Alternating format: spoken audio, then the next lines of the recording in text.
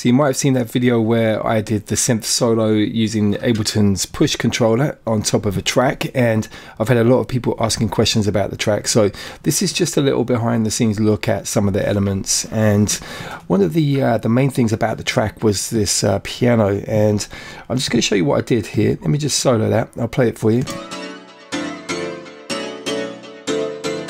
So it's got a real distinctive tone to it, and the reason for that is the flanger. So you can see that in the chain here. So that's the third, well, it's the second effects device after the EQ. And what I'll do is I'll just select all of these elements and turn these into a group so that I can literally bypass the whole lot. So look, that's what it was beforehand. The patch is the classic M1 house piano, which has been used on so many big house tunes over the years. And so here we go. See, what I did was to thin it out.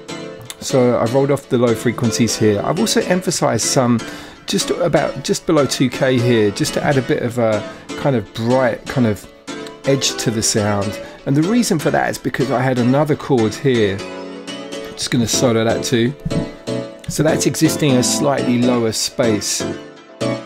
So the piano is adding this kind of nice energetic texture. And let me just take these off.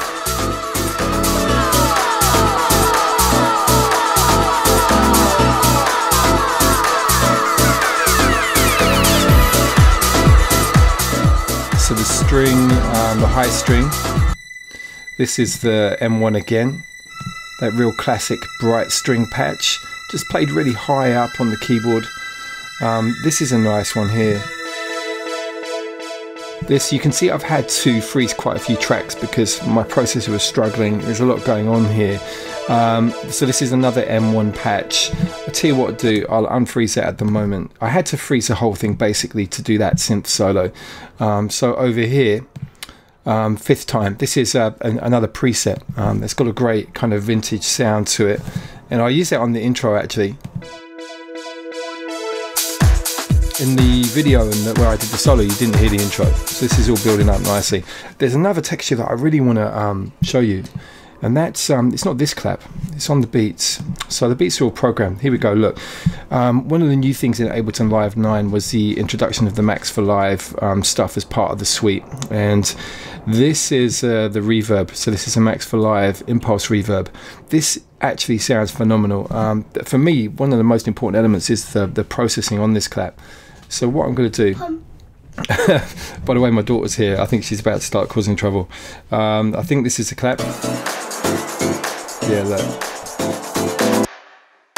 Right, okay, so you listen to that. Right, so that clap sounds massive. And the clap sounds massive because of this impulse. I'll take it off. I mean, look at that. So now, it adds such a sense of scale, and it really adds an amazing energy to the track.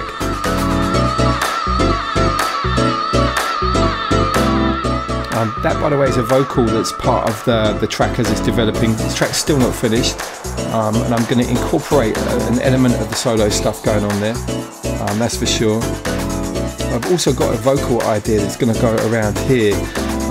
Just got to get those vocals recorded.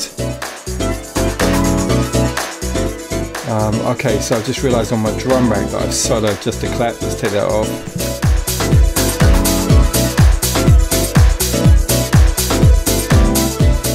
Let me just have a think about any other elements. There's an organ that comes in over here. This is another M1 patch. And basically the track is just this kind of relentless build of energy. And when the solo is going to be placed on top, it's going to feel really quite hyped and intense, and then everything starts dipping around here structurally. So this is where those vocals are going to come in. So the first sort of 2/3 is going to be an instrumental with the vocal effects, and then keys are being filtered down deliberately here, the piano. So let's just have a look at that filter. There you go, you can see the automation.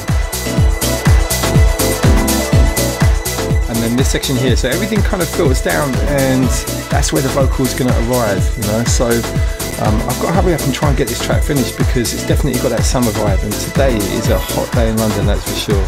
So it definitely feels right for the weather. and of course everybody out on their summer holidays and stuff, this kind of tune, I need to hurry up and get it out. But it's nearly done, it's nearly done. So like I said, you know, this section here, if I There's my daughter again.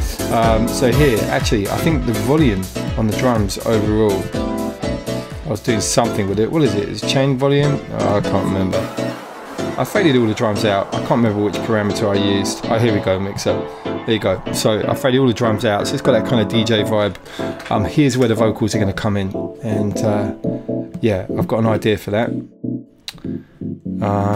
It just needs to be recorded because it does feel like it's got this kind of epic vibe, and the vocal I'm just going to go for like a kind of thick layered harmony kind of thing for the main hook, and the hook I've already got sorted out. I know what I'm going to do for that.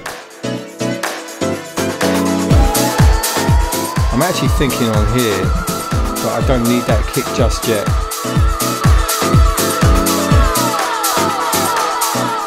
So more of an extended build. And I think I need some kind of tom fill or something going on there. If you're wondering about the vocal effect there, what's happening with that, there's a few elements. It's this one. This is probably the one that everybody's wondering about. So this is an a cappella vocal, and what I'm doing here is I'm just transposing it. So it's looped. I'll show you here. This is from that Ultimate a cappella collection, and I've literally taken a portion of that vocal and then turn the loop on. We've got the loop length going on here. So look, here we go. So you can see it's looping on here whilst the note is sustained, and then transposes going up. So it makes for a nice effect there.